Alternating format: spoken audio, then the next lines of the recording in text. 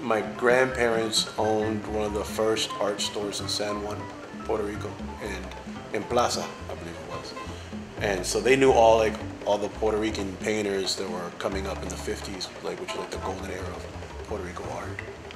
And so when I came into the picture, my grandmother would take me to meet a lot of them and spend time with them and study under them. And her home was surrounded with their paintings. And in the summers, when once my family moved away, in the summers I'd go to Puerto Rico and she would make me do reports on an artist. And she didn't ever check it for grammar. She just like looked at it for content to make sure that I read about Dali, or I read about Picasso, or I read about Rembrandt, or I knew what expressionism was, and all that stuff.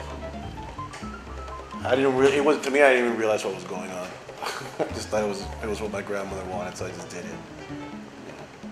Do you think that the classical kind of, I don't know if you want to call it training, but awareness of that, and then juxtaposing that with the flavor of street art or hip hop, I mean, do you think that kind of gives your work a unique feel? Because maybe other people don't have that background. I don't know if that's what makes it unique. Everyone has their own experiences, and my art reflects my own experiences in life. And so, I mean, anyone's artwork, I think, is fairly unique. I think it makes me a little bit more efficient, maybe in terms of like technique and in composition, making aesthetic choices in design and color palettes and stuff like that. All my stuff is for the most part, very calculated. Even if I'm doing it freestyling, I'm still very aware if something's in the wrong proportion or not, and that's a decision that I've made. I think my capacity to make those decisions well has a lot to do with my upbringing. From all that I learned from my grandparents. Tell me about the painting in front of us.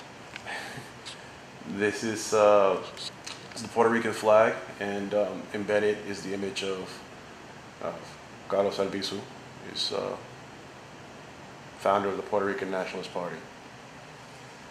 And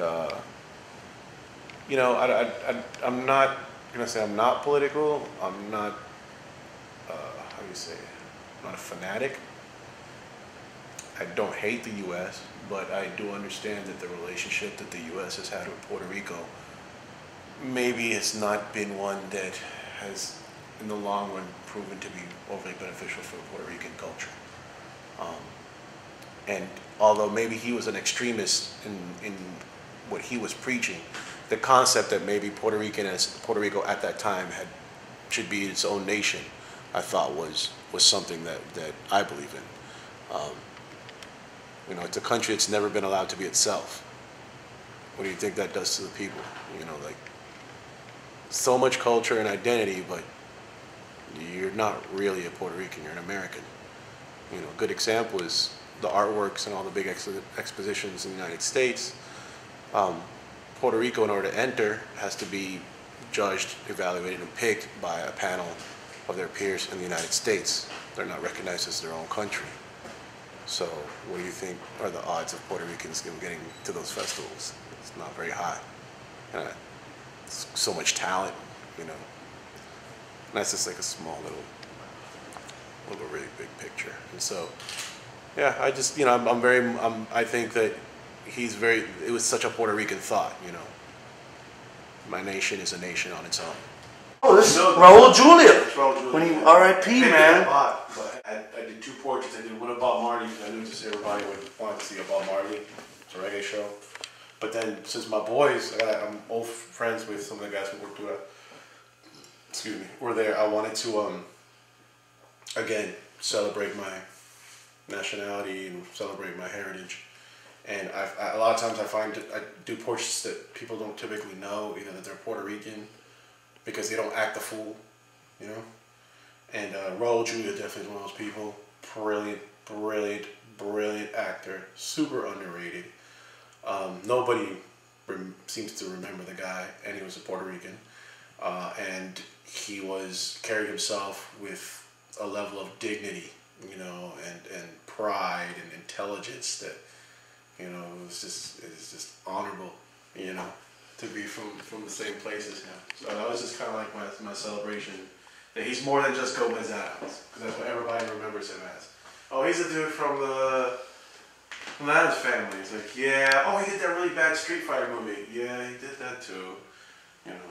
But he also did a lot of other great flicks, you know, and he was in Broadway, and, you know, Raul Julia's the man. People don't remember that. They remember Adams family, whatever. So that was just kind of like me bringing him back and saying like, oh, this guy's legit. You know, people you know about this guy. You know? Everyone was there with their Puerto Rican flags. Cultura profética, yay, yay. Like, all right, cool. We go. Puerto Rican. There you go. Remember this one, you know. And it was nice because like the people from the band, like everyone would come by like Bob Marley. But when the band got off stage, like, which one do you like the best? They're all like, Raul Julia. Okay, that made me happy. They got it. They got it. So that was cool.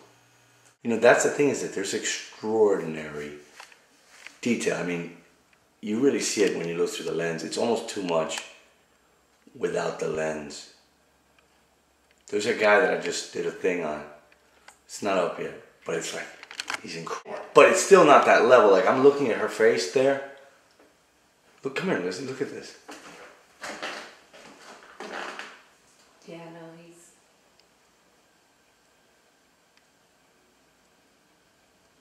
That's crazy. The one that, damn, I wish mine... What's it called? She Hears Bees.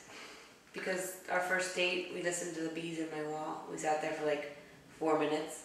It was like a super powerful moment.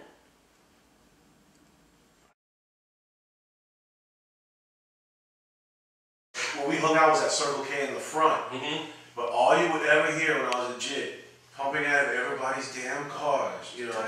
Tú me haces sentir. That type of music. Tú me calientas con tu amor. I'm very West Kendall. Yeah. I have no problem saying it.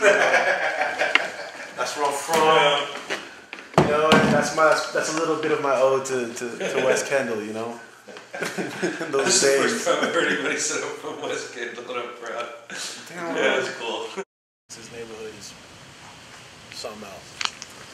You know, I'm 5 minutes away from Wynwood and all that nonsense. 5 minutes away from the beach.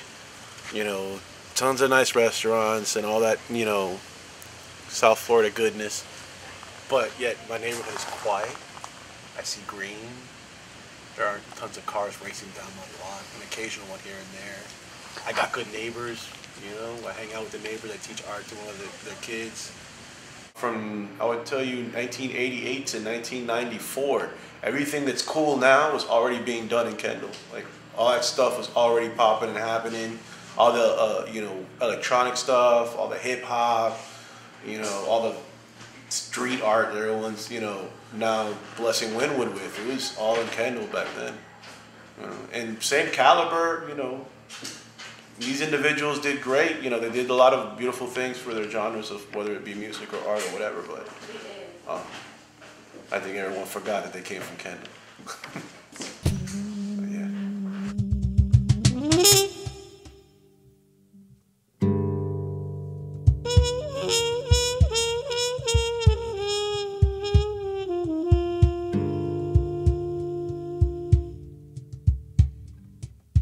yeah.